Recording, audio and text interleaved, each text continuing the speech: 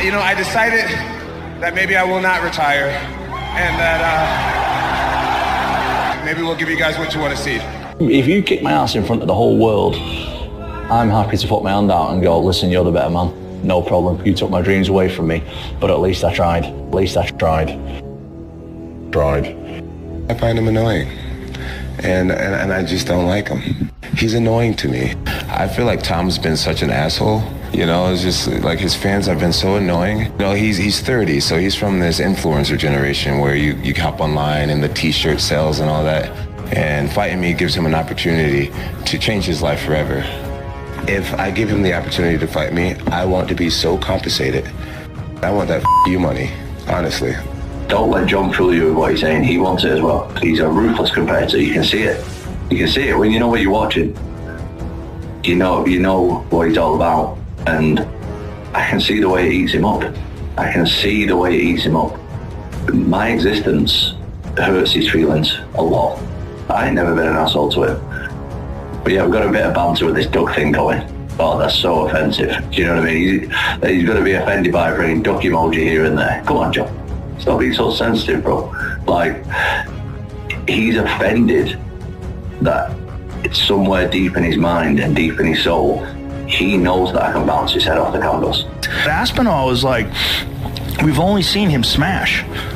He's so fast for a heavyweight. What is it like in the 5th round with Jon Jones? Because if you can't steamroll Jon Jones and he starts side kicking your kneecaps, there's nobody better with distance than Jon. The best. The people are thirsty for this fight. The people are desperate for it, and everybody knows it. Jon is what I would describe there's human beings that have different temperament and different minds and different mentality and a ruthless competitive drive that's almost terrifying to the ordinary person. That's Jon Jones. Jon Jones is a bad guy who's trying to be a good guy. That guy, if we were living 1,000 years ago, he would be on a horse with the biggest battle axe, waiting in the back, hacking heads off, and everybody would be running. And those people have always existed. He's a fucking conqueror. That's the thing that's inside of him that leads him to be the GOAT. And without that, you don't get there. You don't get a Mike Tyson without that. You don't get a Muhammad Ali without that. You don't get a Marvin Hagler without that. You don't get that.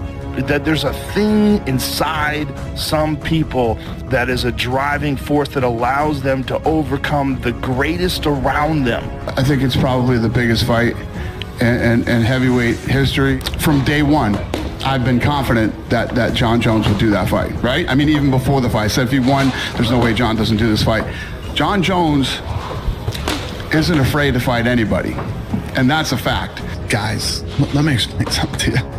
Jon Jones is a whole nother. I consider Jon Jones the greatest combat fighter of all time. Jon Jones is a killer. He is the greatest combat fighter of all time, period, end of story. There's not even an argument. You risk going down as no matter what, you don't have to fight again, greatest of all time, or you risk it, go fight Tom Aspinall, possibly lose, and then it's like, he was the greatest. And then they're saying, yeah, but he wasn't in his prime, so you're still the greatest of all time. But are you? Like, what do you do? Just to completely avoid that fight? I don't think Jon Jones is thinking that way. I think Jon Jones looks at every human and I could them up. I got more money than you and your whole family. Idiot. Yo, but how come you ended up being on the floor and on your bed? Because they had all the security guards grabbing me. Oh. You're the worst, dude. Like, seriously. In my opinion, the heavyweight champion of the world is the most prestigious weight class. It means the most, knowing that you're one of the baddest men walking the planet. It keeps me really excited. And I'm just really glad to be here. I'm living in my destiny and putting all my years of experience and all the years of hard work to the ultimate test. No matter what you think of Jon Jones, he's the fucking best ever, and he's the pound for pound best fighter in the world. And he's the pound for pound best fighter in the world. It's a whole nother level going up to heavyweight. I mean, even as big as Jon Jones is, as good as Jon Jones is, when Jon Jones was moving up to heavyweight, we're like, this is going to be interesting. It wasn't. This guy destroyed the best heavyweight in the division. Easily made it look like nothing. Jon Jones is the pound-for-pound best fighter in the world and the greatest fighter ever. Period. End of story. Jon Jones is a whole nother. Jon Jones is... I consider Jon Jones the greatest combat fighter of all time. When you talk about the Alis and the this and that, I love Muhammad Ali. I love Mike Tyson.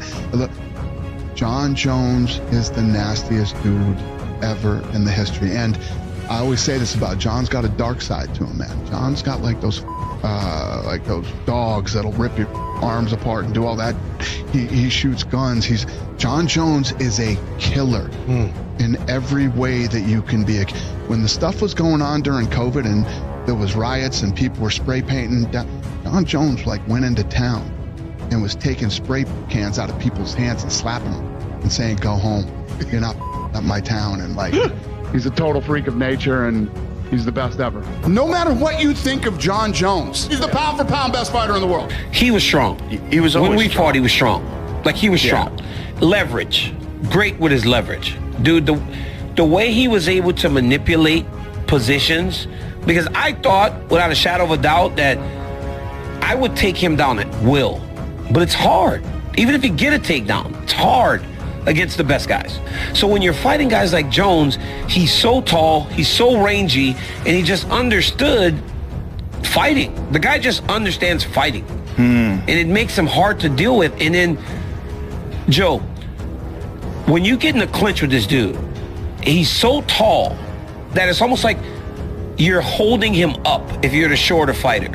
He's like draping over the top of you. And that is what fatigues you. Because when I'm clinching, you know, I fought there a ton, like just in the clinch, punch, punch, punch. I'm trying to break your posture.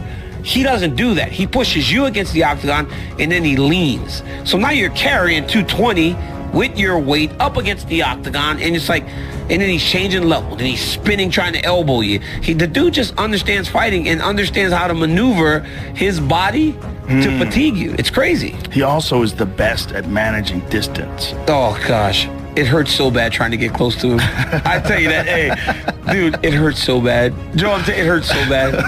The kicks to the body and the knees, because you know me, like me and Kane were forward, forward, forward, head movement, get close, punch, punch, punch, take you down. Right. But with him, he was a southpaw, so his lead leg was right there, so I wanted to grab a single leg. But this dude would be stepping back, kneeing me. And then I'd be like, okay, so I need to stop going forward. So now I'm at range, and he blasts body kick, and then body kick. So now you're like, shit, I'm not going to stay on the end of these body kicks because they hurt. So then you get close, and he knees you.